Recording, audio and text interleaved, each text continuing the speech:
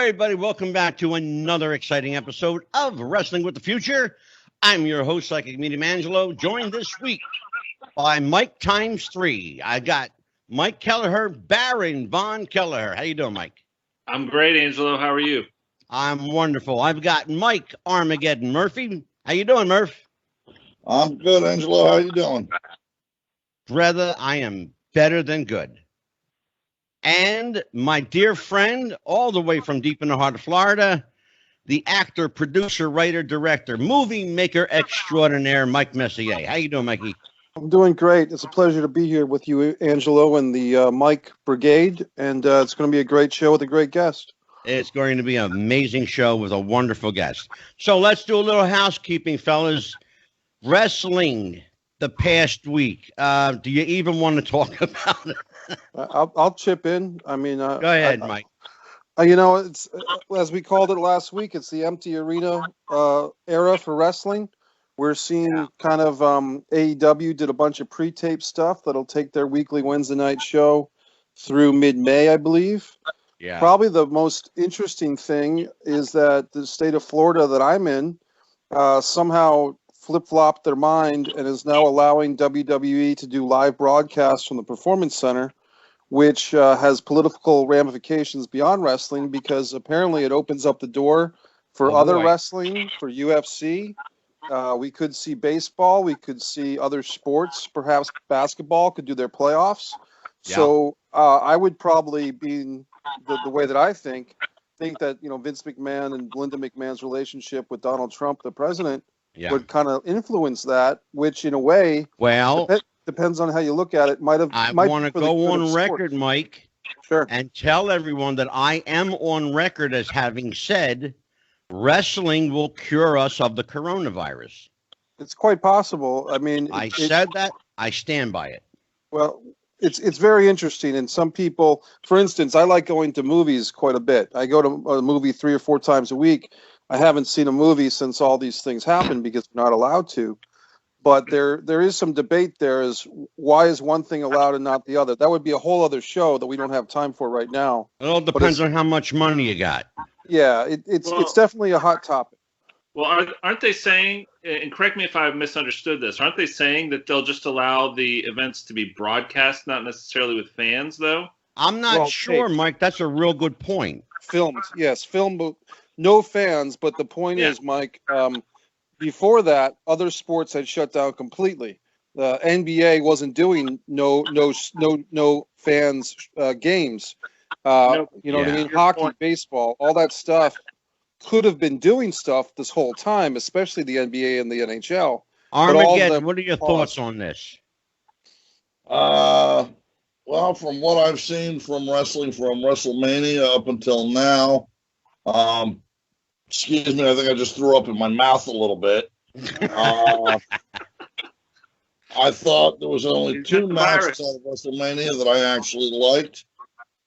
Charlotte Flair versus Rhea Ripley, and Edge versus Randy Orton. Yeah. I thought they were the 2 best matches of the whole show. Watching wrestlers come out to the ring, do their entrance, have their music and their lights, and then they start working a crowd that isn't there. I have a problem with that. Yeah. I like it. No sense. And then I don't. I don't at all, Mike. I really don't. But it's basically, for me, it was almost like back in my indie days doing the curtain peek, watching an indie show. Exactly. Yeah. But Messier, the point I was trying to make was that it's one thing to have basketball teams or baseball teams play in an empty arena versus having hundreds of people or more in larger theaters go into movie theaters all day, all week. That's the difference I'm saying. That's a whole lot safer, I believe, than allowing people to resume normal activities like going to movies and concerts. Well, it's interesting that you brought up the safety factor where it hadn't really been heretofore mentioned. That's a whole dynamic in and of itself. But just from the perspective of the sport and spectacle, do you think it's a good idea to go live in an empty arena or empty venue just for the sake of having the event? I don't know if wrestling it really does anything. I mean, to be fair, any sport can be taped and shown whenever, but I just want to see sports. I don't really care if it's taped or live. If I could jump in, guys, I think the problem is, guys, that Vince McMahon, Bruce Pritchard, they really have a problem with Dave Meltzer and Brian Alvarez and the wrestling dirt sheets, spreading information, getting leaks from wrestlers or whoever they get their leaks from.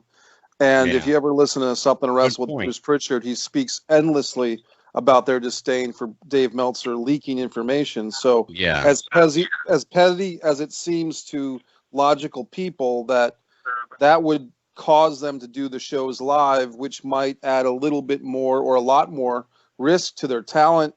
That's Vince McMahon's mindset. Well, the whole leaking of parts of events and Vince McMahon has no one to blame for that but himself. Ever since he pulled the curtain back away from wrestling. Thank you. You know, he has no one to blame for that but himself. When he went from professional wrestling to sports entertainment, this is what this is the end result of it, and he's got no one to blame for himself. Now that's just my opinion. Well, I was just going to say to Messier's point about dirt sheet and leaks getting out. It's my understanding that what they did for WrestleMania is they taped multiple endings to the matches. Oh, wow. Yeah, and so what they did is right before broadcast time, Vince picked which endings he wanted aired, and that way nobody could tell. Like if they were going to put out spoilers or whatever, it defeats it. So that's absolutely true.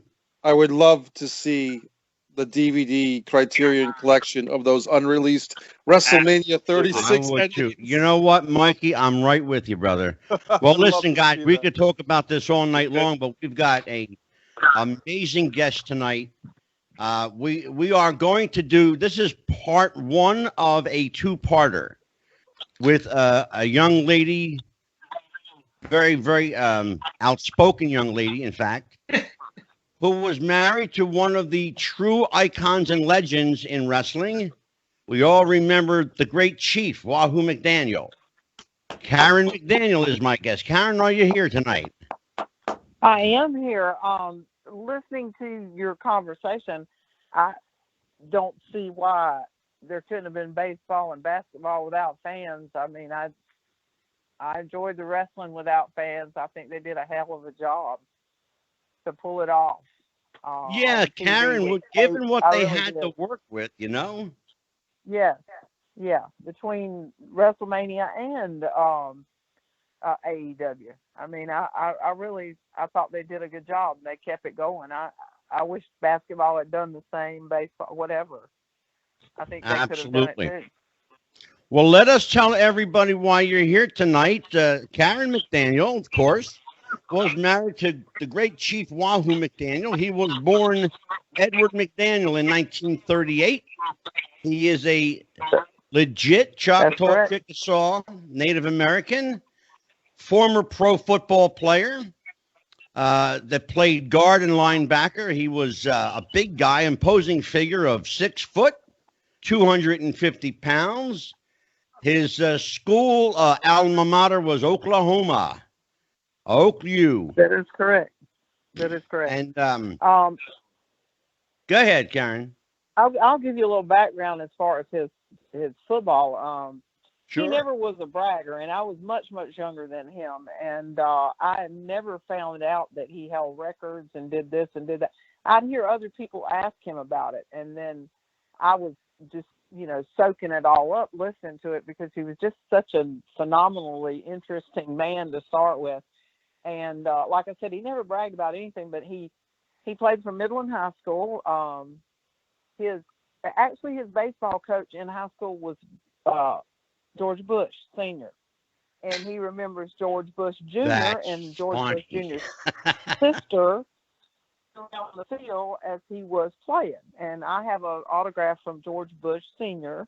when he was a vice president with vice presidential seal that says to Wahoo McDaniel, your coach, parentheses, baseball, that is, Vice President George Bush, and then the presidential seal. So I'm pretty proud of that. That's pretty wild. Yeah, but this a funny story. You know, he was such a great football player, all around great football player in high school, that everybody was coming to see him. And this coach came from the Texas Aggies, you know, and he was coming out there to see Wahoo. And Wahoo's dad, he said, I really want your boy to come play for me. And Wahoo told his dad, I ain't going to no school. They ain't got no girls. Texas A&M didn't have any girls. Well, guess who that coach was, and guess where he went the very next year? You got to tell me. A man named Bear Bryant, and he went to Alabama the very next year. He came to Midland High School to see my husband play, but Wahoo was not going to no school, didn't have no girls. That's fun. Karen, So our resident Bud Wilkinson. Karen, our resident filmmaker, Mike Messier, has got a question for you. Go ahead, Mike. Sure. Hi, Go Karen. ahead, Mike. Hi, Karen. Hey. How are you? You know, I actually Good. I met Wahoo a couple of times, and I just wanted to ask, when did you first start your relationship and going to shows with Wahoo? Because that would lead me to a follow-up question. I had moved from where I'm from, right near Tallahassee, Florida, on the Georgia line up to Raleigh, North Carolina, where my cousins lived, and I worked in a bar there. And my girlfriend had moved up there, and the wrestlers did their TV every week, and at WRAL TV, they did their interviews, and they wrestled at Dorton Arena in Raleigh, North Carolina. And my girlfriend had met another wrestler by the name of Ric Flair, and they were dating. She had moved from the little town near Tallahassee up there with me, and they introduced me to Wahoo. About 3 or 4 years later, I was 24 and he was mid-40s. And I said, I don't want to meet a wrestler. Are you kidding me? I don't want to. And as soon as I met him, he was the most, he had me just like that. He was so interesting, and he could talk. I was an adopted child of older parents, and I don't know, maybe I could carry on a conversation. I didn't act like your average 24-year-old. But that's kind of how it got started. Well, Karen, you know, one of the things that the day I met him, and we never were apart hardly after that. I mean, it was just like we were like glue. You know, Karen, one of the things we did when our friend Barb Goodish was here, talking about her husband Frank Goodish, Bruiser Brody. One of the things we did was we talked about the man. So we're going to talk very little actually about wrestling tonight. There might be one or two, conversations or questions about matches, whatever. But we want to know about Ed McDaniel, the guy who became Wahoo. Do you know how he got the name Wahoo? His dad was Wahoo. That was his name. His dad was also called Wahoo. That was just his name. The thing about him was, and I did listen to Barbara's, and she did talk about how Brody, when he came home, he became Frank. What you saw with Wahoo McDaniel was what you got. Right. That was him. That was him. That was him 24/7. That was him 24/7. That was just him. The one thing about him, the man, and he and I talked about this a lot, and I heard an interview with Flair and Steve Austin. I listened to it over the weekend or last night or whenever. And most of the guys don't have anything else but wrestling, Yeah. Wrestling was his business. He went to business. It was a job, just like anybody else goes to a job. And when he got off, he didn't want to talk about it. He was going to play golf or he was going fishing. It was his business. It was his job, and that was what it was. Karen, we have a special guest that's just joined us. Oh, my God. Okay. He is a former American Gladiator. Oh, my God. He's a former WWF superstar. Okay. You might know him as Rico. He is our friend Rico Costantino. Rico, we've got Chief Wahoo McDaniel's wife, Karen, on with us. Oh, my gosh. Hi, Rico.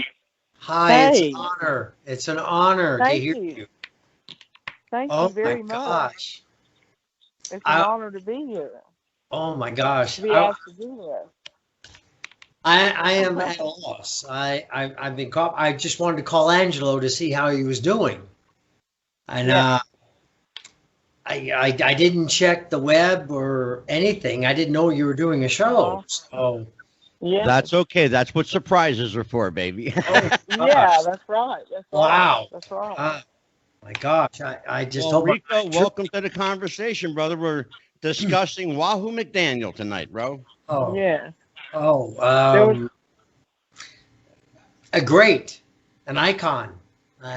Yeah, all the way around. And let me say this too: a regular person. Well, he might have been all of that, but he was a regular person. You know, and he came from a very good family, a good upbringing, good parents. He hunted, he fished. They did all those things, you know.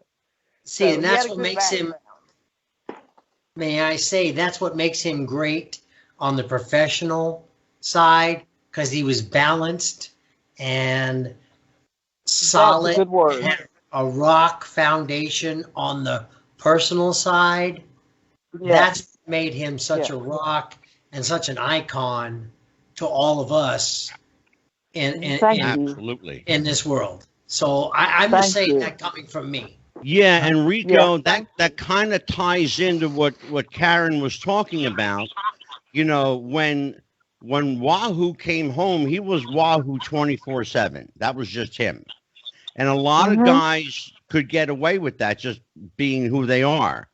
But you know what it was like to be Rico the performer and then have to come home and be Rico the dad, the husband, and all that. So Karen, yes. Because Wahoo pretty much was, you know, what you saw was what you got, did that create in itself any kind of at-home interpersonal dynamics that were tough to get around, or did you instinctively... Go ahead. As I said, I was raised by older parents, so he seemed much older to me, and I did respect his more maturity. I was 20-something, he was 40-something. He'd been around the block. Honey, I was number 5, you know. That's what I tell everybody. I was number 5. He had 4 wives before me, so, you know, I don't know. I admired him. I liked what he did. I liked the fact that he was real straight up with anything and anybody, and me too. Yeah, and we should tell people. Met his mother, oh my gosh, his personality is totally his mom. His dad, he looked like his dad, Indian, but his dad was shorter and quiet and didn't say much. And his mother was excuse me, but a badass. And she said what she thought, and she meant what she said, and that was just the way it was. But when she first met me, she said, "Oh my goodness, Karen, you're so loving," and he's not. And what she meant by that is he wasn't like a cuddly, huggy. I used to. My mother said it was. I would chase him out in the car to kiss him bye. You know, he just wasn't that way. So it was that kind of, you know, because I was used to that, I suppose. But But I just admired him. I don't know how to say it any other way. I mean, as time went on, I learned to speak my piece, and he told me, he said, "I'm going to make you tough. I'm going to make you tough. So when I'm done, now, you can take care of yourself." We should point out. And you know what? I can take care of myself and everybody else too. And Karen, we should point out that Wahoo was married 5 times to 4 different women, and he has 2 children. I believe 2 grown children. Is that the situation? He has 2 daughters from his second marriage. He got married in college one time for a brief time, and then he got married, and I think she was from Dallas, and he has 2 daughters. And we don't really communicate. I was close to their age, and I think that just didn't set for a good situation to start with. And and then he was married to a lady named Dana, who was beautiful, dark-haired beauty, and he married her twice. Now, one funny story. I'm going to tell you a funny story. Sure. Okay. All right. He was in Minneapolis. Flair was a rookie. So he said Flair would call him all the time. He'd have him a new name. He wanted to be Rickus Rhodes, Dusty Rhodes' cousin. And Wahoo said, "I'd tell him, just use your own name." And Flair said, "I'll never make any money with that name." Right. Funny. But Of course, it was Flair, not Fleer. His name is Fleer, but Wahoo said, just do Ric Flair. He said, I'll never make any money with that name. Anyway, that's Wahoo, funny. This woman, he loved this woman. I mean, I really think he truly loved this woman. And he called Flair, back then you didn't have cell phones and all that and Wi-Fi. He said, I can't get a hold of my wife. And he said, Flair called him back and said, Wahoo, I don't know how to tell you this, but there isn't anything in that apartment. So she had packed up and left him one time. He said it took him 7 months to find her to get a divorce. And then a few years later, she came back. He was doing well at Charlotte, and he remarried her. He truly loved that woman. That's crazy. Really did. She died, sadly, long before he did, I think from breast cancer. And he was very, very close to her daughter named Tracy. And Tracy went by the last name of McDaniel and went to high school in Charlotte. But so then came along me, So I was number. Hey, I lasted the longest, 21 years. Karen, we have a question for you from Mike Armageddon Murphy. Okay. Hey, Karen. Well, not so much a question, but a couple facts that I had dug up and looked into, looking into the man known as Chief Wahoo McDaniels. Well, and you were right. He had two daughters, daughter Nikki and Cindy. Huh? And let's see. I believe where the name Wahoo came from was when he was in college playing college ball. I think he held a record of he had like 5 tackles in one game. And the announcer of the game, the crowd would woo, and the announcer would be like, well, yeah, he got sacked again, and I'll tell you by who, and the crowd went Wahoo. And that's supposedly where the name came from. You know what, Mike? I actually heard that story before. Also, Angelo, I was having a lot of trouble hearing what he said. I was only getting pieces of words.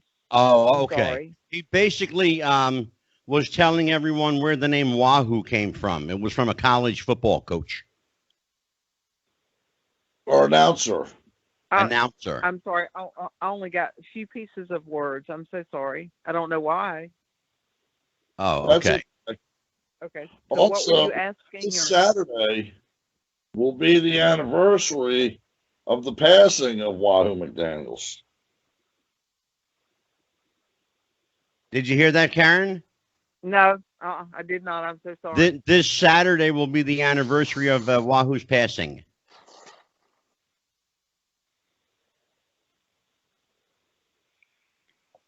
I think we're having connection problems.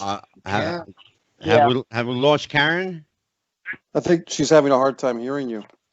Yeah, I am. Okay. I couldn't hear hardly any of that. I've heard anything prior. Angelo, fire off again. Yeah. Okay. Can you hear us now, Karen? Yes, I can. Okay.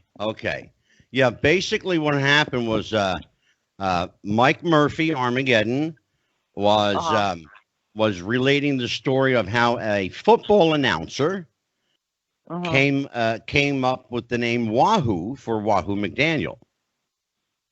That's incorrect. Okay. Because I actually had heard that story before. And his uncle was also called Uncle Wahoo. And he had Uncle Wahoo, and his dad was called Wahoo. And the other thing Mike was talking about is that this Saturday will mark the anniversary of Wahoo's passing. Of Wahoo's what? Of his passing. April 18th, 2002. Right. Yes, it will. Yeah. Yes, so April 18th. It's fortuitous that we have you. Rico, you have questions? Oh, yeah. No, I just wanted to say, Armageddon, you're batting 500. Rico, it's also an honor to me to speak with you. I'm a former indie worker. Knew Angelo. I worked for Angelo. Everybody worked for me. Let's be honest. One time, one thing I never got to see Wahoo work in person. I certainly saw him on TV.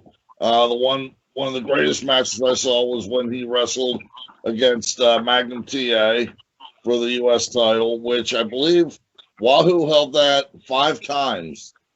5-time United States champion. But it said he held that, it for quite a while. Yeah. It said that, and I never experienced it, I don't know if I'd want to, that Wahoo had, out of any wrestler in the business, had the hardest chops in the business, bar none. We know that to be factual. Okay, well, I'm going to say, since I never got the opportunity to wrestle Wahoo, Ric Flair could be number 2. Yes, Absolutely. He learned from Wahoo. Flair, but I'll tell you what, that man could chop. Karen, I've got a question for you. Karen. They call it Flair's chops, so they were really Wahoo's chops. He's the one that he lit him up. And let me tell you something about him. And when I say it was his business, it was his business. If you didn't sell, he'd make you sell. Oh, sure. Oh, yeah. He'd light you up till you did. I mean, he was not going to look like a fool. Yes. Karen, I've got a question for you. Can I go back real quick, Angelo? Sure. I'm gonna cut back a little bit, and you had a good point. Wahoo was Wahoo because Wahoo is Wahoo. That's right. Agreed? Everybody? Yeah. Agreed. Okay. Yeah. By the time I came up, 2000, 2001, you didn't get to be who you were. Vince told you who you were. And for the other gentlemen in the room who I have not had the pleasure to meet or speak with, Angelo knows, along with Kenny Bolin, Vince gave me 2 characters that were exact opposite of who I am in life. The exact opposite. Not saying anything bad about any of those lifestyles, which I adapted, and Vince said, do this or you're gone, and I did it, and I must have did it well, because you did something right, Rico, because they're still talking about it today. Yeah, but what I'm saying is Wahoo got to be Wahoo. Rico didn't get to be Rico. And I'm not saying that would have prolonged or shortened my career, but I was at the behest of Vince McMahon. And I am glad to say that, or to say that Wahoo got to be Wahoo. Like it was Wahoo at home, Wahoo on the road. Flair got to be Flair on the road. And I've even heard his ESPN 3030. Even though he was Flair at home, it wasn't a good Flair, but he was Flair. Yeah. You know what I'm saying? So, with that being said, I had to be Rico, the stylist. I had to be Rico, plagiarizing exotic Adrian Street. So, times were different. Back when Wahoo was Wahoo. Yeah. And like Mrs. McDaniel said, if you didn't sell, they were going to make you sell. Les Thatcher made you sell. All of them. If you did not, Nick, I'm sorry. If you didn't sell for the heavyweight champion or the champion, he'd make you sell or break you. Karen, I have a question for you. Do you all know why he never was the real heavyweight champion? I'd love to hear it. You know why he never was? Why is that, Karen? Because they couldn't control him. Right. He's liable to tell you to kiss his butt and I quit and move on down the road. Well, Karen, I have a question for you along those lines. I know that all too well. Wahoo did work for the WWF back in the 60s. He worked for Vince's dad. He never worked for Vince sure did. As the boss. And he worked there for quite a while, ran a program for a short cup of coffee with another Native American performer who really wasn't Native American, Chief J. Strongbow. Oh, yeah. Can you tell me what Wahoo's thoughts were on Chief being Italian and not Native American? What did Wahoo think of that? What did he? Yeah. Because one of the questions that we got was from Benny Scala in Florida. Yeah. It says, I always wondered why Wahoo did not come back to the WWF to feud against let me back up. I wondered why Wahoo did not come back to the WWF to feud against or team with Chief J Strongbow. Was Wahoo ever approached to come back? I don't know that he was ever asked. That might have been a little bit before my time. I mean, I know that the first 10 years of our marriage, we moved 8 times because he would either get fired or quit. And I got a feeling that he would have never gotten along with Vince. Although I have a Halliburton sitting over here in my closet that has Vince's phone number on a piece of paper in Wahoo's handwriting. Wow. Yeah. I don't know whether he planned to call him at some time or whatever, but it's in Wahoo's handwriting and it's Vince's phone number. It says Vince McMahon and the phone number. I mean, I've never called it to see if it was the right number or not. I'm sure. But I don't much think he was known for turning promoters' desk over and scaring them to death. So, I mean, yeah. And it was really about his money. And I'll tell you this, I know that's part of it, because he would take me with him to like Spartanburg. He loved the Crockett's, don't get me wrong, but he didn't trust any promoters. And they were paid off of what the money they brought in. And while he would walk out there and he'd look at the crowd and he could just about tell you how many people were sitting in those bleachers and how many people were sitting ringside. He knew what to expect. I told you it was his business. Pomp and circumstance, okay, but that's my business and that's my money. And he'd have me standing in Spartanburg, standing outside like an idiot, clicking them off as they came in. That's a true story. It was Spartanburg or Greenville, actually with a clicker to make sure that he got paid the right amount of money. Mike Messier, question for Karen. Yeah. Hi, Karen. I was trying to get a read on the timeline because I think I might have actually met you quite some time ago, maybe when you were with Wahoo, and I'll tell you the story. Basically, I had seen Wahoo McDaniel in 1991 at the first independent wrestling show I had been to. I had been to many WWF and NWA shows, but I was a teenager, and me and my friends made about a 4-hour road trip to see Wahoo McDaniel main event, an independent show. I think his opponent was called Agent Orange, and it was for some type of Virginia heavyweight championship, and it was a strap match. And Agent Orange before the match said, I'll either wrestle Wahoo in a title match or in a strap match, but not both. And he let the fans decide, and the fans wanted to see the Indian strap match. So we all got to see Wahoo take the strap and whip this guy up in the middle of the high school gym. And then about 3 years later, I was in North Carolina, and I started going to a group. I did a ring announcing gig myself as a college student for Ken Spence, and it was a pro wrestling group out of North Carolina. And the second show I went to, Wahoo was there once again in the main event, and he was at a table selling wrestling masks. And I remember for only $5, I bought a green wrestling mask from Wahoo. And I'm not, to be honest, I was pretty sure that was you with him. But when you started telling the timeline, I'm not sure, to be honest with you, if that was you with him that night or not. I had chill babies then. It may not have been. I made the wrestling matches. I mean, I made a lot of those wrestling masks for him to sell. Right. But I could probably look at the one you have and tell you if I was the one who made it, because you couldn't order them online and stuff back then. But a nice Emily, mask. Emily, who was always a wrestling fan, she drove him to a lot of those things back in those days. She and Patsy and Emily, they always would take him. I mean, I had kids at home, and I was, I was a nurse and a cocktail waitress, and we didn't have all the money that he had made in the 70s and the 80s, so things were a little different. If he went to those indie events, he got his money in his boot before he ever walked out there. Well, this was This was about August or September of 1994, and I just got to say, Okay.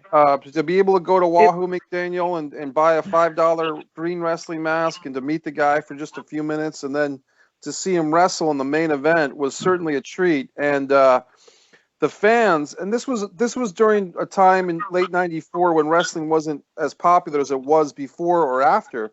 But the fans, Right. about 400 fans in that place, were just excited to see Wahoo. And I think all they wanted to do is see him. He just Yeah. had that charisma. I'm telling you, it was nothing. It was no pomp and circumstance. It wasn't a presentation.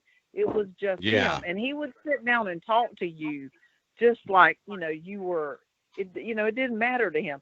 But he did have a very, very he was very hot tempered. Certain things would make him mad, and it didn't matter who you were, but Karen, on the average, he was a great, kind person. He would do more for the boys. He'd get fired over somebody not treating one of the boys right and getting his money, Yeah. my oldest son. Can you give us Karen? Can you give us a heads up into what it was like to be on the road with Wahoo? I know you and I have talked privately, and you've got a treasure trove full of stories, and everyone wants to hear those stories. So have at it, kid. Okay. Well, back in the days, like Crockett Promotions and all, the wives didn't go to the matches. That was, they wanted to present them as single guys. The wives didn't go to the matches. They all lived in Charlotte. The wives were in Charlotte. Most of the girlfriends were in Raleigh because that's where they were once a week, So that didn't really happen a lot. There were times, when he'd take me because I'd be clicking off numbers or something like that. And Ric Flair's wife and I, who had grown up together, I mean, we weren't allowed to go to the mall to eat at Morrison's cafeteria together and get caught. If we did, they'd get fined. If they were late past 7:30 arriving at the matches, they would get fined. The things were I'm quite sure a whole lot different. It wasn't until Felicia, and she'd be a great one for you to have on your show, by the way, Big Mama that was married to Jimmy Valiant, and they're close friends. Oh, sure. Even though they're no longer married.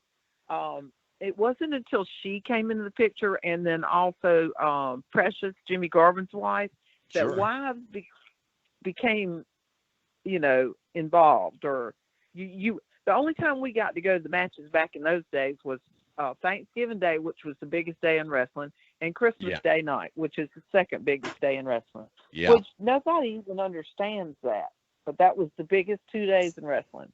Starcade. We would fly back from Texas on Christmas morning, and he'd wrestle in Greensboro or Charlotte on Christmas Day night. Yeah. Whatever it happened to be. Karen, were you there the night that Wahoo wrestled at Super Clash 3? I'm not sure. That was what they called the bloodbath at Super Clash. December of '88 in Chicago for the AWA first pay-per-view that AWA did. He wrestled Manny Fernandez in a bloodbath. I did not see that. I actually was in Charlotte. That was in '88. Yeah, December of '88. Yeah. Okay, I just had Zach. So no, I was not there. Zach was born September of '88. So no, I was not there. How many kids did you and Wahoo have together, Karen? We have 3 children. They're Nolan. Zach was born in '88. Nolan in '92, and Nolan was very, very sick. He was in a NICU for 11 months. He lives here with me now, and he has some disabilities. But Wahoo he took him to the golf course, oxygen and all. Wow. Oxygen tank and all. I mean, and the boy can play golf like you can't believe. He works at Goodwill, and of course he's not working right now, but he's done really well. And then we had Storm, and Storm was our youngest child, and he was a dolphin tour guide. And this is kind of hard for me to get out, but I'll get it out. In 2015, he was almost 18. He was a dolphin tour guide leading 10 jet skis out, and a boat just took a left turn. Like, I can beat that line of jet skis, and probably never saw him. and hit him and killed him. Oh, He my was, goodness. I know, he was almost 18. He was 6'3", 230. And he'd go to the gym. This is so funny. We'd go to the gym together, Storm and I. And he said, Mom, they keep telling me I look like this guy named Randy Orton. Who's Randy Orton? That's said, funny. If I keep working out, I'll have a body like Randy Orton. Well, he would. He'd have a body like Randy Orton with a butt. Because he has, That was a... on my Facebook, he's on Randy's my page, kind of a back with a crack. Yeah, exactly. Yes, that's it. He had a Randy Orton body. I mean, he absolutely had that body. And now Zach was built more exactly like Wahoo, with the biggest thighs and still. And you know, he trained with Dory, and he loved Dory. So he loved Dory to death, and really didn't get along with Dory's wife very well. I don't think a lot of people ever have. And he just came home and he said, Mom, I don't know. He just kind of got really turned off by certain things that happened. And he has his 100-ton license, and he's a parasail captain and, builds fences in the wintertime. He seems to be pretty happy. He's got 2 children and seems to be doing pretty well. So, I can identify with the Dory story. Yeah. Okay. I'm sure most people can. Well, Karen, you've probably got, a dozen or so stories from the road. Have you ever had run-ins with ring, for lack of a better term, ring groupies or ring rats that maybe had? That. You've heard that story. Cornette's already talked about it on his show about me shooting a gun, and bless his heart, let's totally smarten everybody up, Karen. Let them know what we're talking about. Okay, all right. Cornette did talk about. They asked him something about the wives, and he described me as the sweetest woman in the world, but very feisty or something like that. And that Wahoo had not come home or done and I had shot a gun at him over his head. Well, that was kind of this nice version of it. But what actually, and I don't mind telling you what actually had happened. There were what we call ring rats or arena rats around everywhere. They were all, and that was probably one of the reasons the wives didn't get to go to the matches either. But it was a different time, and he hadn't come home, and I got really worried about him because he would drink, and they all were going to Bennigan's in Charlotte, and so I pull up at Bennigan's, and I'm in his Bronco. And it's up high, and there's my black Eldorado with the light gray top and the gray interior. And I whipped around, and I thought, my God, he's asleep in the car. He's passed out. Oh, well, when I whipped around, to be perfectly honest with you, there was a blonde head in his lap. Oh, boy. Get me, boys? Yeah. Wahoo, indeed. You get me, boys? Yeah. You get me, boys? Okay. Yeah. Well, I tried to run over him with Wahoo's Bronco. Wow. And he turned it. He turned it on, and he took off, and he dropped the blonde off somewhere. And he came home, and I was standing there with a 357, and I said, "You're not coming in this MF house." And I fired the gun over his head. Wow. So I don't think you've ever seen the Indian move that fast or turn that white.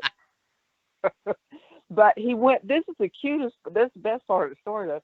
Is he went to the Marriott. Now, you got to realize I'm 24 years old and beautiful. Yeah, I thought I was, And how dare you? Here you are, 40-something, and I married you and put you on top of the world in my eyes, and you're in my Eldorado. So, anyway, I wouldn't talk to him. I wouldn't speak to him. Well, Dusty was booking at that time. This was in the 80s. Dusty was the booker at that time, and Dusty was calling me, Karen, you got to talk to him. You got to talk to him. You got to talk to him. He's going crazy. He won't go to the matches. He won't go. He's not going to work. He's at the Marriott. Please talk to him. Please talk to him.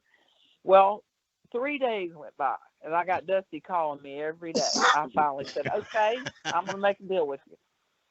I'll make a deal with you, Dusty. For the next 2 to 3 weeks, I will ride to every town with him. Dusty said, okay, just talk to him. So I went and talked to him, and I let him come home. And so I went, just me and him, rode to every town, and I sat with the arena rats. And I let them know if I ever saw her again, I would kill her. So it was a loser leave town, is what it was. And I never saw her again. Now, I will say she ended up in a different territory, married to a wrestler. And she was a known arena rat. She is married to another wrestler, and she has little children now. I don't care about her, but I wouldn't hurt her children's feelings by mentioning her name or the wrestler's name that she married. That just wouldn't be right either, you know. And that was 40 years ago. Who cares? It's a great story. He was mine. He loved me. He stood by me. Great story. Then, so, Karen, can you fill everybody in on the relationship that Wahoo had with Johnny and Greg Valentine? Oh, Greg Valentine loved Wahoo McDaniel like a daddy, because he and his, you know, he and Johnny were like, oh my God, they'd kill each other. And Valentine would say, when I first met him, because Valentine are pretty, he and I are pretty close. He said, I got all these tapes. You got to come watch them. You got to come watch them, of him and my dad. I mean, he totally respected Wahoo McDaniel. He totally loved Wahoo McDaniel. He truly did. And I love Valentine. He's one of my favorite people. He's quiet. He doesn't really cause a lot of trouble. He doesn't say much. He's just Valentine. He's bold spoken, but he has always been the kindest person to me of a lot of that business. I mean, there was a lot of great talent in that Mid-Atlantic territory during that time. My God, sure. Between Magnum, the Rock and Roll, God, Bobby Eaton, no better than Bobby Eaton. Oh my God, sure. Oh no, there was, and I mean, there was just so much talent there. It's just hard to pinpoint anything or anybody that was better or bigger than anybody. They were all great, and yeah. Karen, did Wahoo smarten you up to the business when you met him? Did he say to you anything like, you know, this is what I do, this is what you should look out for if, if anything comes up or whatever the case may be? Did he ever kind of like give you the heads up? Well, as far as just smartening me up, I had told you Ric Flair was married to my best friend for 28 years. And so she had kind of smartened me up to start with. And, you know, I don't know. As far as what the business really was. I mean, I didn't ever question. We didn't use the word fake. We used the word bogus. People would come and ask him, is that real, Wahoo? And I loved his answer. He would say, well, if it isn't, they haven't told me about it yet. And he almost had a coronary, though, when, what was his name? Eddie Mansfield? Eddie Mansfield, 2020.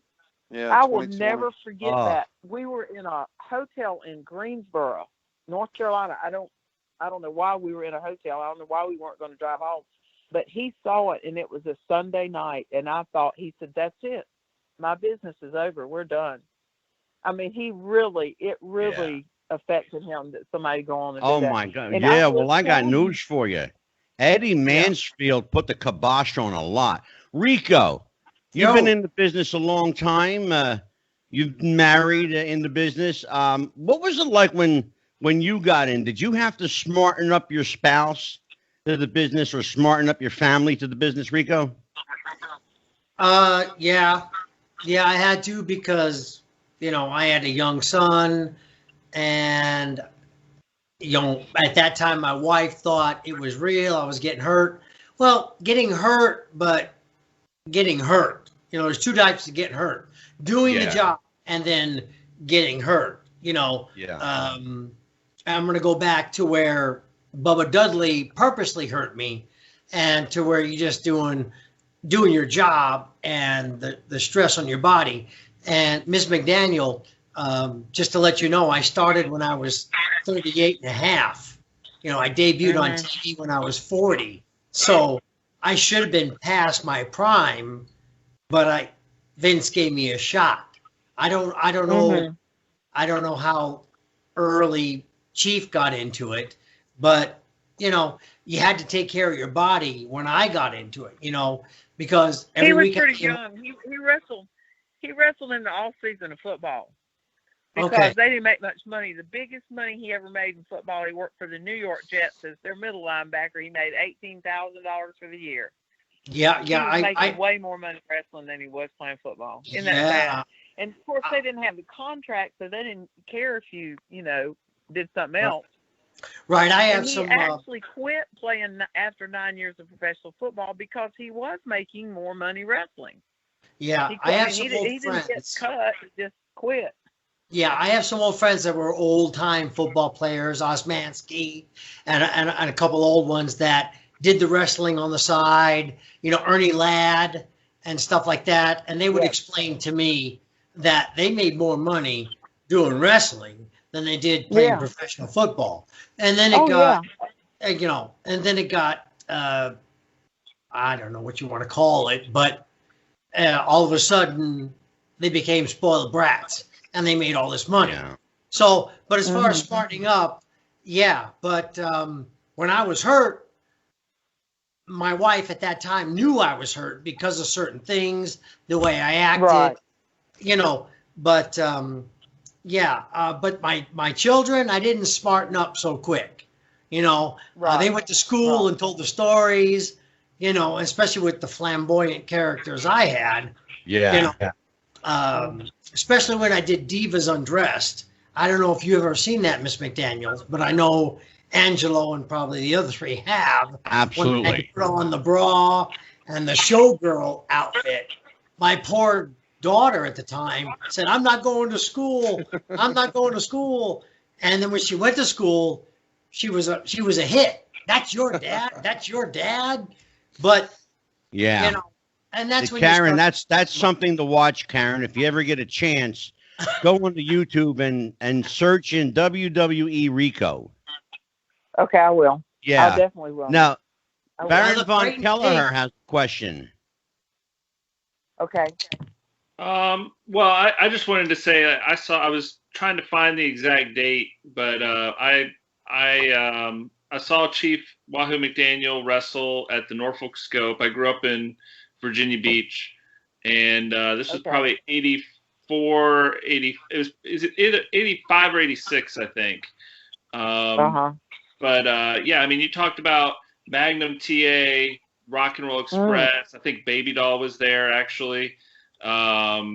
Dusty Rhodes, like Nikita, Ivan, like all the biggest stars were there, and it was really cool to be able to say I got to see. That was probably my first live wrestling match. And we didn't really realize their celebrity. They didn't realize their celebrity. Well, that's a real good point. Their celebrity has really come about. We didn't realize it. They didn't realize it. Sure. Well, that's a good point. They were celebrities. Yes.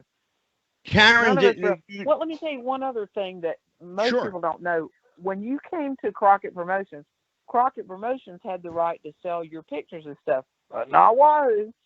When he came to any territory, he sold his own stuff. So I was out. He had me out there selling a lot of times. Like when they did the Starcade the first time, I shipped stuff on buses to every town they pay-per-viewed. We made more money that night. But he made that deal with Crockett Promotions.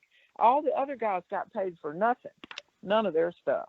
Wow. And but that was Wahoo's deal when he went in there. I told you it was his business. It was Mike Messier has a question. To have been at 421 Briar Bend in Charlotte, North Carolina on a Wednesday afternoon because all the wives went to pick the checks up. Go ahead, Mike. Karen, I wanted to. The wives picked the checks up on Wednesday afternoon at the Crockett Promotions office at 421 Briar Bend. I don't know how I remember that so distinctly. I remember The Rock being in the car with his mom. Wow. You know, I mean, I remember Jimmy Valiant with their little son. You know, you think about all of that now, and you go, "Oh, wow." Hey, Karen, I wanted to segue.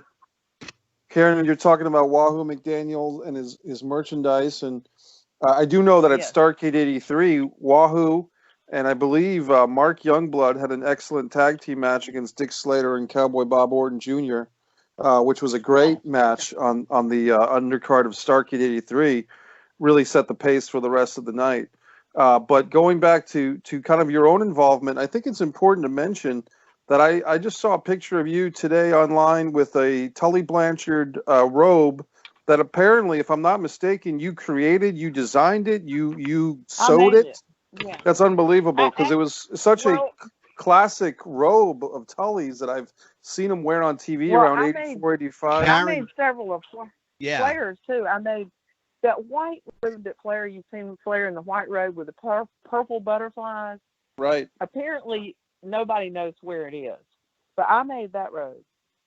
There was a pink robe that. Let me give you a heads up, Karen. I actually know where that robe is. Oh, the white robe. Where is it? I know where it is. It's in Atlanta, Georgia right now, and it's in the home of a collector named David Ellis. Great. I'm glad to know it's still in existence and not gone. Yep. Because I know I made that robe. And it should have my Way to name. throw in the lifeline, Angelo. But when we talk about those robes, Karen, that you designed for Rick and Tully, I mean, you can see the influence going right to our friend Rico. I mean, Rico had a lot of awesome outfits that were inspired in a way by some of your creations that Ric Flair would wear with the sequins, the butterflies, the color. Well, now I give credit to Olivia Walker, who was Johnny Walker's wife. Johnny Walker. She made most of Flair's robes. But I told Angelo this. Wally knew I was young and I could do all that stuff, and he kept my butt busy. You can make a robe. Well, I was having trouble finding the sequins and the rhinestones, but I did make 3 of his robes: a black one that had silver and white feathers, the pink one, the hot pink one, I made it, and that white one and I made 2 of Tully's robes, the black one and the red one. Tully said the red one was stolen at the airlines one time. Doesn't know what happened yet. I made a robe for Rick Rude. He had it was the black robe with the red lips on the back. I made Manny Fernandez's chaps and all kind of stuff. And I actually made John Studd his real clothes. Because back then they didn't really have big and tall shops. Right. And, I made him dress pants and dress shirts, Well, Karen, you mentioned Manny Fernandez a couple times tonight. Yeah. Manny was actually the guy that was supposed to call in and surprise you. But we ended up being surprised anyway because my very dear friend Rico Costantino is here. Well, that's good. That's good. Oh, I haven't seen Manny. That's all good too. Perhaps good too. the spirit world knew that Manny wasn't going to call. So Rico's doing a run-in. I'm doing a run-in. You're doing a run-in. There you go. So give us a little insight onto who Wahoo McDaniel was as a person. What kind of guy was he? Who he was as a person. He was very kind-hearted. He would give you, and I'll tell you, this will fit right in with the story. In AWA, the first time I ever met Hulk Hogan, he said, "Ms. McDaniel, it's very nice to meet you." This would have been 82 or something like that. He said, "I've always heard that your husband would give you the shirt off his back." Wahoo said, "Yeah, I'm running out of shirts." But he would. I mean, if you needed anything, and I loved Sundays. Sundays at my house is where we cooked. Me and him cooked, and all the guys came over, especially the single guys, came over and watched football if they were off. Later in years when he wasn't working all the time. I mean, he was that kind of guy. He loved to cook. He liked to cook. Well, I could see him and Mama cooking, and him and his mother cooking, and he liked to grill. Karen, I was going to ask you about that because I heard a story that Wahoo, were it not for Wahoo McDaniel, just about 90% of the NWA roster would have starved to death. Well, that's probably right. They tell me that Wahoo was responsible for feeding pretty much everybody. Well, that was pretty much probably right. Now he set it up with Jimmy Crockett that I catered the food to the TV on Wednesdays. I made, and Valentine Greg would be standing there waiting to get the deviled eggs as soon as I showed up. And I'm a good old Southern girl. I can cook anything. But I'd have all kind of, things I could make sandwiches, deviled eggs and chicken salad and all that. And I catered the food. And Crockett paid me a little check too. But he kept me busy. Wahoo knew that I probably was young and he needed to keep me busy. You know what I mean? Sure. Yeah. Karen, give me a heads up into what it was like for Wahoo to get angry out in public.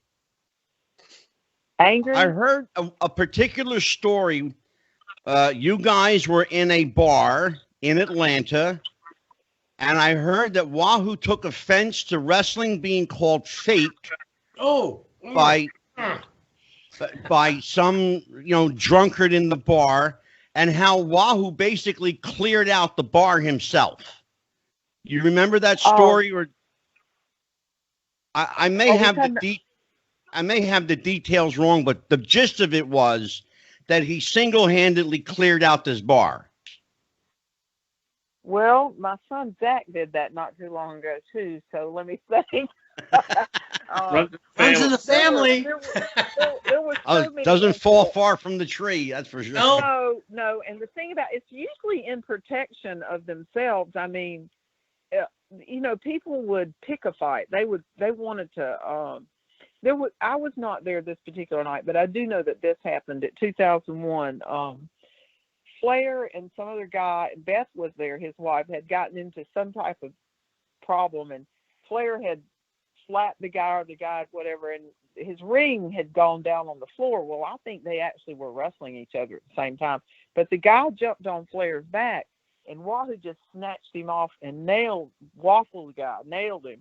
And so we go to court. Here we go to court. All the time go to court. Well, they always found him guilty of using excessive force. That's what they would say, guilty of using excessive force. And long story short, they found the ring or whatever. There was one incident at Veganism I might have talked to you about there, where this woman had come over there with her food and sat on, Wahoo had sat down with his food, and it was one of those game tables where you could play I don't know, Pac-Man or something. And she said, you can't sit there. He said, I just want to eat my food, ma'am. And she kept on and she kept on. And she tugged at his plate. And he tugged it back. And she tugged it again. And he let it go. And it went all over. Well, she sued us. She sued us because he burned her when the plate went all over it. Again, using excessive force. I don't know how let go of a plate was that way. But then they would come back and they'd try to civil sue you, and everything was in my name. So we did it that way. And I think almost everybody did it that way, because I saw that happen to Mulligan one time in Raleigh. I mean, a guy took it back then when you took your liquor bottle in North Carolina and you get set up. So they didn't have liquor by the drink. You took your liquor bottle and you checked your liquor bottle in. They would set you up with 7-Up and your number 73, whatever your liquor was. Well, the guy was leaving, and he broke the bottle and held it at Mulligan like he was going to cut him up. And Mulligan just kind of picked him up and hit him, and Mulligan walked kind of out the door, and he turned around and he looked back at the guy and said, if I'm going to get sued, I'm going to get my money's worth. And he went back and nailed him again. And I kind of don't blame him, Sure. So, well, there were a lot of being a former law enforcement officer, it's kind of like the guy who declares himself as a black belt, and he does one or two moves, defends himself. I didn't hear that. I'm so sorry. Okay, me being a prior law enforcement officer, it's kind of like when somebody before a fight declares himself, or somebody finds out, like the lawyers, that they're trained in martial arts, like a black belt or MMA now. All of a sudden, they're lethal weapons, and the defense attorneys for these scumbags go after this person's training, and they use that against an innocent person, which I think is bullshit. And just because a guy is a professional wrestler, especially back in Wahoo's days, they didn't know it was kayfabe. They didn't know it was choreographed. So they considered people like Wahoo and all those guys lethal weapons because you were trained as a wrestler. You're trained as a boxer. You're trained as a martial artist. You know, so the defense attorneys saw that and they went with that. So I believe that's why all those people got put in the position they got put into, and that's why they started using like LLCs and stuff like that they can defunct if somebody went to go and sue them for everything in their basket. And that's why they put things in your names like the homes. But now we have homestead. Even officers have homestead. So if they get civilly sued, you know, after the criminal charges, whether you're found guilty or not, they're still going to come at you civilly. Yeah. You know, example, O.J. Simpson. Criminally exonerated, civilly screwed. You know what I'm saying? Sure. So that's why they developed the homestead things. They can't take your home. But back then, Wahoo days, you're considered a lethal weapon because you were trained. Yeah. You see what I'm saying? Yeah. And I think I do. And Karen, we have questions from the panel. We're going to go around. Mike Messier, go ahead. You're first. Well, Karen, it's really just a quick comment. But just so you know, a former pro wrestler named Bobby Blaze does a video series on YouTube, and I'm one of having his a lot of trouble, Angelo, hearing what he's saying. I can you hear hear me clearly. I don't know whether. Can you hear me better, Karen? Hello, Angelo. I'll just make it quick. And you can move on. So basically, Mike, if people on YouTube want to see a great retrospective of Wahoo's in-ring career, look up Bobby Blaze on YouTube. He's got a list of the 10 best wrestlers that should have won a world singles championship. And number one on that list is our friend Wahoo McDaniel. And this about 7 or 10 minute video presentation has got great clips of Wahoo versus Bruiser Brody, Abdullah the Butcher, Ric Flair, promo work from the Mid-Atlantic days, chopping Ron Garvin. So Karen, I just want to say, you can tell her I said thanks. Great interview, great custom design on all the robes for Flair and Tully. And thanks a lot, Angelo. It's been a great show here. And thanks to Rico, our special guest. Thank you, Mike. Angelo? Did you hear that, Karen? Can you kind of tell me what he's saying, because I can barely hear him? Absolutely. There is a video retrospective done by a gentleman named Bobby Blaze on YouTube, where he features Wahoo prominently, and it singles out the 10 wrestlers who should have won a singles world title and did not, Wahoo being one of them. He also wants to say thank you for the opportunity to speak to you, and good job on all the custom robe work. Oh, okay. Okay, thank you very much. I love doing that. I had a young wrestler contact me a few years ago, and I made him 4 or 5 robes. His name was Matt Rivera, but I never have seen him again. I don't know whether he got out of the business, but I made him 4 or 5 really pretty robes that I was very proud of. And but you know, you gotta have money to get me. Sure. Next question comes from Baron von Kelleher. You know, I'll just say this, Ms. McDaniel, it's been a real pleasure getting to speak with you tonight and to hear the stories. I really do appreciate you coming on, and I look forward to part 2. Well, I do too. And I really had a lot of problem with audio. I don't think it's I've stepped outside now just to see if there's a possibility that I can hear you all. I can hear Angelo really well, so I look forward to it too. Well, I have a lot of things I haven't. I appreciate it, Karen. So. Well, we have another question from Mike Armageddon Murphy. Okay. Hey, Karen. Hey. Hey.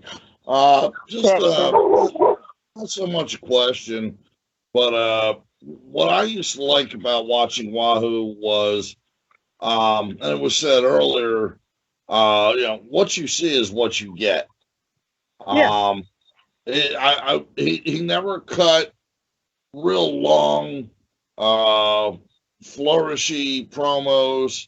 He basically told you, we're going to get in the ring. I'm going to kick your ass. And that's pretty much going to be the end of it. He was not a big talker or your best interviewer.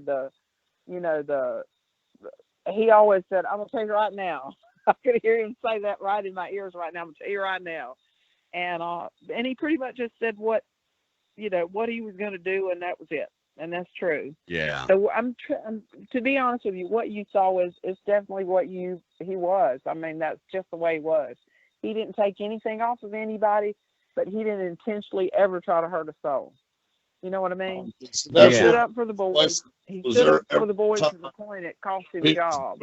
That's where him and his opponent actually had some heat, and they decided, well, we're just going to shoot right here and right now. Yeah. Have you ever had that moment with Wahoo where a work turned into a shoot with him? Who, me and him? No, with Wahoo and an opponent. Where I don't think anybody ever did that to him. They'd be too scared. Yeah, I was going to say if they're smart, they probably didn't. I second that. Exactly, hey, Rico. You'll love this. This summer when Barbara and I were up there, Greg Gagne was there, and I hadn't seen Greg Gagne since Zach was born. And I said, you are like overly friendly. I have never seen you act like this. He was real friendly. And Gagne and Barbara was sitting there, and so was another. He said, Karen, didn't nobody ever want to talk to you? We were all scared to death of Wahoo. I thought that was so cute, the way he did. Well, Karen, I want to thank you for part one. We will definitely have you back in 1 week for part two. Okay, in 1 week on Tuesday evening, same time, same bat station. I will give you all the details, but it looks like yes. So I'm going to let you go now. I want to say thank you for joining us. So thank you for asking me to talk with you. I love to talk about. We're just getting started. I knew from the beginning. I knew from the beginning it was going to be a two-parter. Go ahead, Rico. I just want to say that even though I stumbled in here like the Three Stooges, yeah, I have been so blessed by hearing your stories and listening about Wahoo and the days of when it was. And as can I tell you all one more thing about that before you do close me out of here?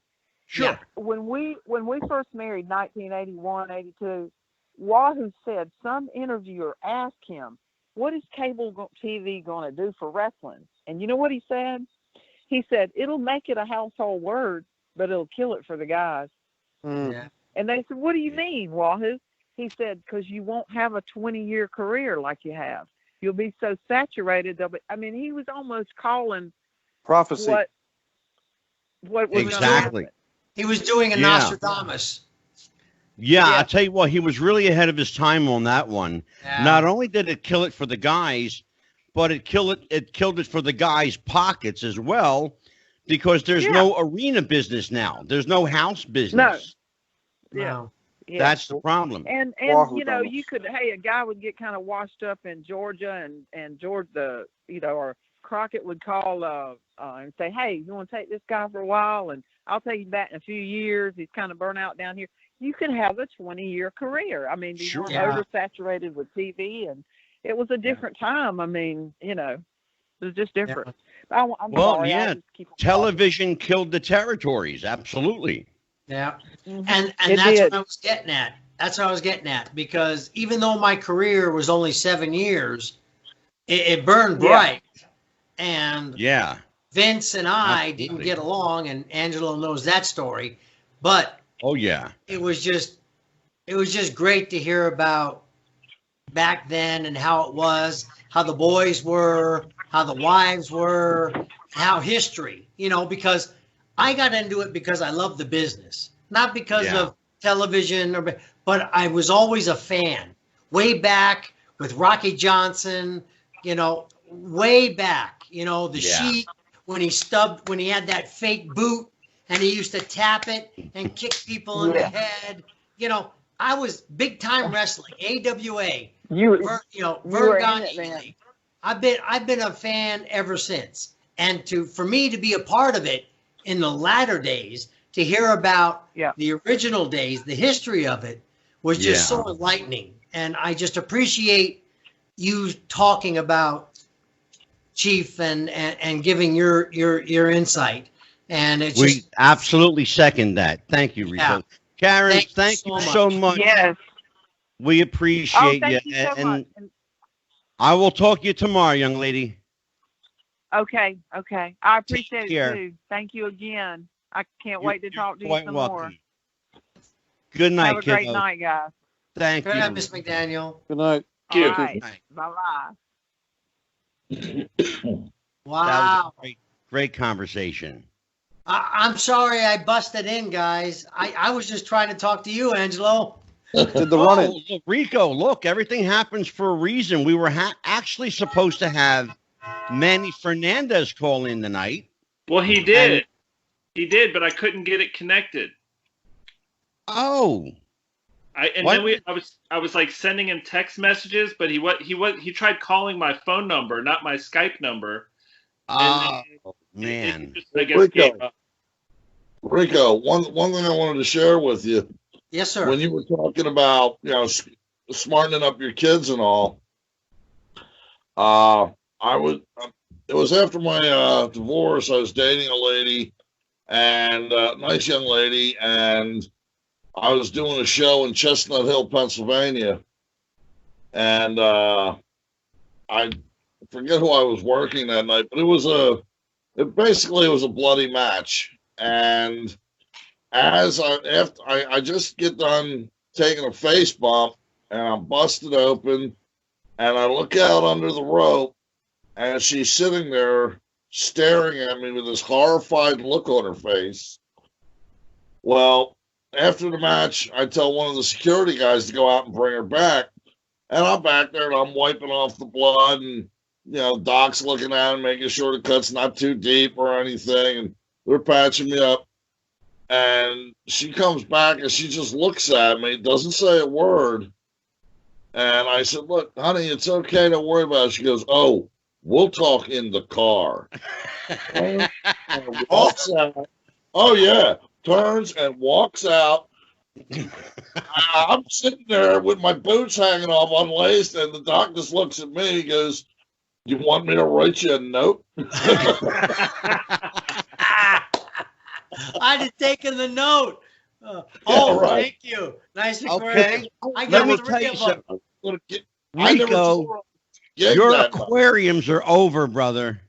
Oh, I got 3 of them. I've got Amazon cichlids, I've got a dinosaur biker fish, and then I got African cichlids in the smaller one.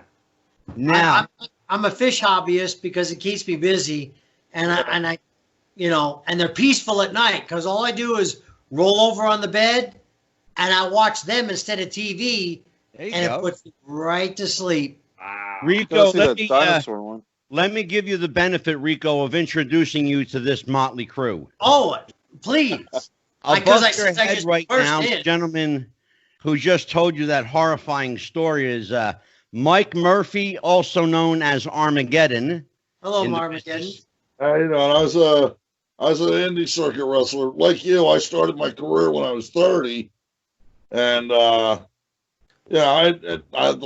last match I did was about 3-4 years ago against the late, great Nikolai Volkov, who was dearly, dearly missed. I trained up at the Wild Samoans, Yeah. But, never made it to your level. I was hopeful, but I knew Vince would look at me and go, "No." So I know the feeling. Dory and his wife did the same to me. Angelo can tell the story. Oh, yeah. And the only reason why I think I got a shot is because Cornette, Danny Davis, Stone Cold, and JR said, give this kid a shot. Cornette thought I was 25. Yeah. I was 38 and a half. Mike. So, I know where you're coming from. Mike Messier. He's got a picture. I can't see it. You're going to have to unblur your camera, brother. Yeah, it's here we go. This is a photograph of Nikolai Volkov and the Iron Sheik. Oh my goodness! The national anthem. Wow. So this is. Let me introduce you to the man to your left over here. This is Mike Messier. He's the gentleman I told you about. He is a filmmaker, actor, producer, director, documentarian. Mike, I would like you to officially meet Rico Costantino, the gentleman I told you about. Hi, Rico. I just want to say, Rico, real quick, you look so good. Good to me. Oh, my God. I grew a beard because of the quarantine. Well, I got to say, Rico, I was informed that you've gone vegan, and it looks like it's doing well for you because you kind of look younger now than you did 15 years ago on SmackDown. Well, I tell you what, for being sick 3 years and almost dying twice. Wow. Yeah. Ooh. Oh, yeah. And I'd love to talk to you about the vegan lifestyle at some point because I did pescatarian for about 2.5 years. And it's been, I lost a lot of weight at that time. And unfortunately for me, I started eating meat again and got some of the weight back. And so I have a self-effacing joke that says I lost 40 pounds and I got 39 of them back. But actually, believe me, it's if you watch the 5 videos that I watched, like I've told Angelo, if you watch them in the order I tell you, you're going to have no problem deciding for yourself. Now, me, I had to do a 180 or else I was going to be 6 feet under. Yeah. Now, there's been people that I've told Angelo that have only done partial of what I've done, and they have seen tremendous results already. Yeah. So you can go semi-vegan and stuff like that and still see good results. But like I said, we could talk at a later date.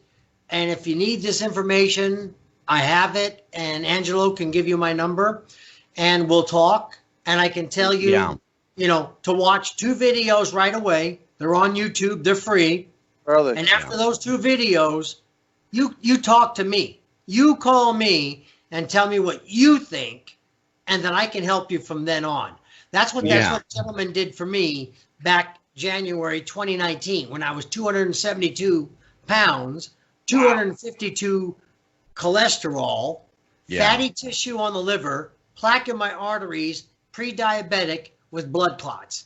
4 months later, cholesterol 104, weight 204, no more fatty tissue on the liver, plaque in the arteries gone, and the 2 blood clots in my legs gone.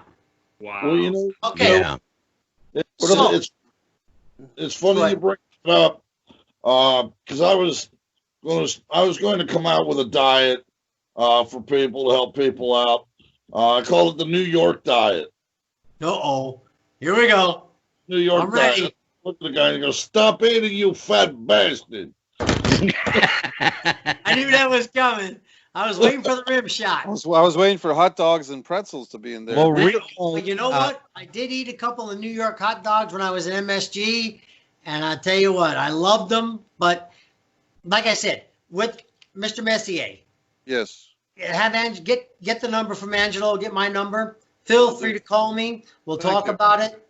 And like I said, it's not perfection. It's progress. With anything in life, progress. If you move a little bit in the direction, like my first promoter did, Jesse Hernandez, and I've told Angelo's story. He's a diabetic, type 1, can't cure it. Right. He changed his breakfast routine. He cut out a lot of red meat. Now he's a Mexican, so he's going to have his beans, his flour tortillas. He's going to have all that, carne asada. But he changed his morning routine. Fresh juice, oatmeal, okay? And he cut out a lot of red meat, not all of it, but cut it out.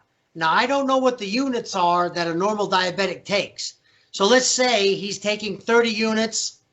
Well, within 30 days, he was cut in half. he was only taking 15 units. Okay? And you cannot cure type 1 diabetes. So he just changed one meal and he got the results. I had a lady at the DMV where I'm working, had migraines. She was on keto diet and all this other stuff. I said, try this. Watch these 2 videos. Within 10 days, she doesn't have migraines now. Yeah. 10 days. Okay, so with that being said, when you want, please call me and I'll give you everything I do. Like I told Angelo, I have all this on video. I videoed myself every day, 1 to 3 times a day through the 60 days of total juice diet. I lost 68 pounds in 60 days. Wow. 68 in 60 days. January 10th to March 12th. Wow. The reason why it's March 12th is because February of last year went to 20, lost 2 days. Right. But I did the true 60 days. So Yeah. if I can do it, believe me, anybody can do this because I'm nobody special. Well, Rico, I tell you, Mike Messier is the guy that I actually told you about. Yeah. That will take that footage you have and put it together. And I actually just gave him your number. Thanks, So Angelo. he has it now. I'll give you all the raw footage. I don't know how many hours it is, but it's a day-by-day thing. I was on a CPAP machine. Oh, boy, yeah. I was stopped breathing 15 to 18 times an hour. Yeah. I would stop the breathing. I'm not on CPAP no more. Congratulations. That's awesome. Well, and like I said, when you watch these first 2 videos on YouTube, you'll understand why. It's not me. Yeah. It's not me. It's what you do to help you. You help your body cure itself so it can cure you. And I hate to sound like an infomercial, but that's it. We are prohibiting our bodies from curing ourselves. Right. Because that's the way God made us. Worst enemies. Huh? We're always our own worst enemies. We are. But if you realize that and put it here and just substitute some things, like I said, you don't have to do a 180 like I did. Right. I had to, or else I was going to die. Yeah. Yeah. But if you do some of it, you're going to get rid of some of the things you're ailing you. Sure. You're going to perfect your body. Okay, now this I want to meet this gentleman. Okay, now the other Mike of our trio of merry misfits. I love these guys. Merry Misfit Mikes. They are a motley crew. This is Mike Kelleher. He wants to be known now as Baron von Kelleher. Hello, Baron von Kelleher. Yeah, I see it. Mike is actually a national television star. And he stars on a show called Legacy List with Matt Paxson. Okay. And Mike, why don't you, first of all, meet Rico Costantino. It is a pleasure to meet you, Rico. And tell Rico about the Legacy List with Matt Paxson. It's a show. The way I describe it to folks is we basically help a family through a transition. Like maybe the parents are empty nesters. The kids have grown up and moved out of the house. Now they need to downsize, or maybe move into a senior community, or maybe there's a family dealing with an estate. But basically, we're helping a family through a transition, and we go into their house and we tell the family's story through the items we find in their house. And so it's pretty cool. It's like finding, like the show's called Legacy List because we actually come up with a list of the most important items for the family. And some of the items will be just sitting there or on the wall, and they'll say, yeah, that's been passed down, but I don't really know anything about it. And then other times it's like, Grandma's wedding ring is somewhere in this house, and we've got 3 days to find it before we have to be out because we sold the house. And the whole thing is, and none of that's manufactured. That's real deal stuff. Right. But we find out the history of the items, and then we relate it to the family's story. So okay.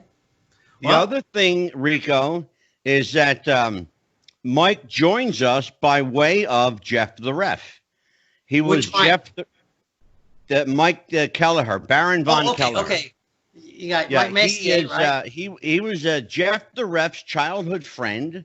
Oh my God! And had absolutely no interest or desire to know anything about wrestling, but 5 minutes with the Ref changed his life. Well, I tell you what, I was so blessed to even meet Jeff the Ref for the 3 times that we met.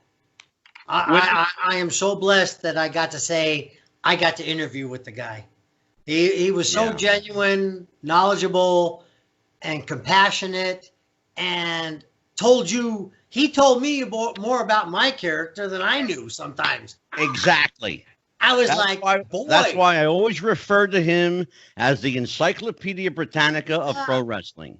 He understood each character. He brought up matches when I first met. He brought up a couple matches that I didn't even remember. I was only in the indie circuit. And I'm just like, how old are you, kid? Exactly. Yeah, that's and he's been with us for a while, and he's totally ruined. And Rico, Mike is actually continuing with Jeff's program, the Refs Roundtable. Refs Roundtable. Yeah, okay. Yeah, and I made a promise that Jeff would always be a part of this show, and he always will.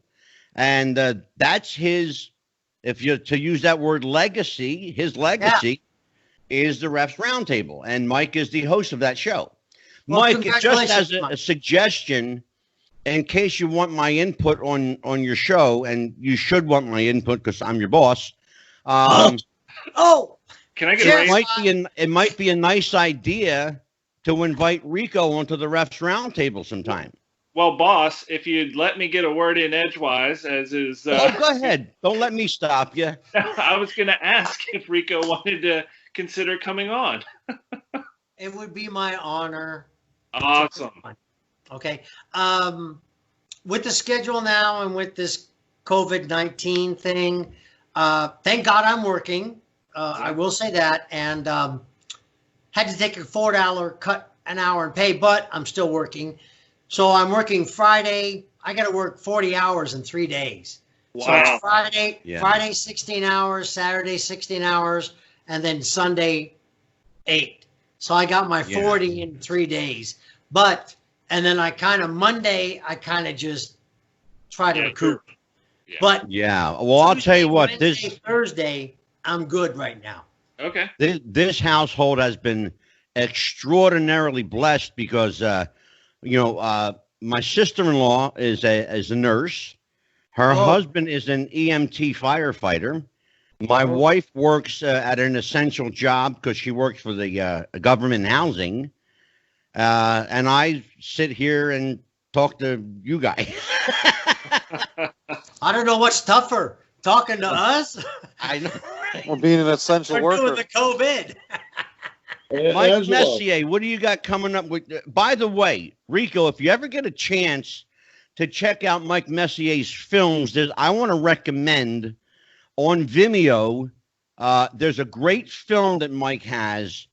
There's 2 of them I want to recommend to you. One is called Disregard the Vampire, which is a great movie. The other one is called, now get me right, Mike, with this, it's called Ace Sugar. What's it called? Oh, Blood Sugar Sid Ace. Blood Sugar Sid SIDACE. And you can see the whole film, thanks, Angelo, on bloodsugarsidace.com. The whole film is up there for free. We've got some great photographs of the cast. Basically, I was in a position, real quick, about that movie. I got hit by a drunk driver, is the story. And when I got hit by the drunk driver, being an independent filmmaker, the first thought I had was, am I okay? The second thought was, well, gee whiz, maybe I'll have enough of a settlement to make a film. So I started making the movie, started writing the movie about 2 or 3 months after the accident, wrote a script that I could produce with 4 actors in one location. The next summer we were filming the movie, and after that we were editing it. And it came out to be a 74-minute movie that people can see on bloodsugarsidace.com. www.wrestlingwiththefuture.com for free. And it's a really cool movie. One of the actresses went on to be in a movie called Manchester by the Sea with Casey Affleck that I think won some awards. So we're hearing about Manchester by the Sea. Yeah, the actress. Yeah. Angelo, could you please text those to me so I don't get them? Absolutely. Sure. I've been hit the head too many times with chairs. I hear you, brother. Okay. Yes. Messier. Yep. Is that a nod to the Red Hot Chili Peppers album, Blood Sugar Sex Magic? Yeah, it actually was, to tell you the truth, because that was one of the most influential albums when I was coming up as a kid. And as a matter of fact, a friend of mine here in Jacksonville, Florida, recently featured the artwork of Chad Smith at their art gallery. Chad Smith, the drummer of the Chili Peppers, now does art with his drums, believe it or not. He goes into a room with his drum kit and smashes the paint into artwork. So it's pretty fascinating stuff. There you go. I've heard about that type of art. Murphy. So would you be kind enough to give Rico my number? Please. Because I'd love to sit down, being two retired wrestlers. I mean, like I said, you made it to the wrestlers never retire. No. But I'd love to sit down, keep telling him that, Rico. He doesn't listen to me. Sometime. Wrestlers never. What are you going to learn, Murph? Wrestlers never retire. No, don't let wrestlers retire. They're always semi-retired. Always semi-retired. We can always come back. There could always be a comeback. Promoters never let wrestlers retire. Angelo, from me, please give these gentlemen my number. And yes, gentlemen, anytime you'd like, please feel free to call me. I would love just to chat with you. I mean, it was a pleasure talking to you. Oh my gosh, it was a blessing in disguise. I expected just to talk to Angelo and see how he's doing, and all of a sudden I bust into an interview. You got the whole party. Look, everything happens for a reason, brother. I believe that. Wow. Everything happens for a reason. It was great seeing y'all. Rico, can't wait to hear from you. Yep. Y'all have a good night. Good night. All right, Murph. All right, you guys. Well, it's been a great night. This is part 1 of Karen McDaniel. Karen will be back next week, and so will this motley crew of misfits. Okay. And on behalf of Wrestling with the Future, if I don't good night, everybody. We'll see you next time. Happy wrestling. Happy wrestling.